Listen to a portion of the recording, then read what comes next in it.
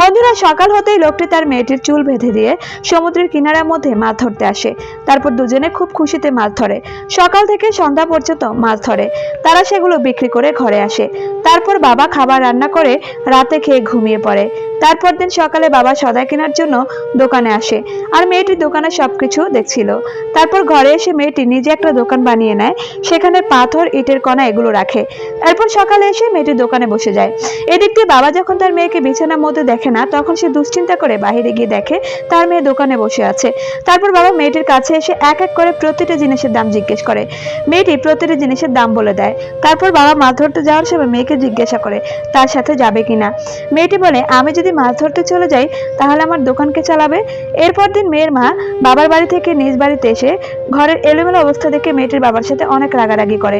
তারপর নিজের মেয়েকে নিয়ে মহিলাটি নিজের বাবার বাড়ি চলে যায়। সেখানে নিজের মেয়েকে পড়াশোনা করে ডাক্তার বানিয়ে তোলে। তারপরে মেয়েটির বাবা যখন অসুস্থ হয়, তখন মেয়ে তার চিকিৎসা করছিল। আর তখন বাবা মেয়েকে জিজ্ঞেস করেন, মা কত টাকার বিল এসেছে? তখন মেয়ে হাসি দিয়ে বলে, 1 টাকার বিল হয়েছে।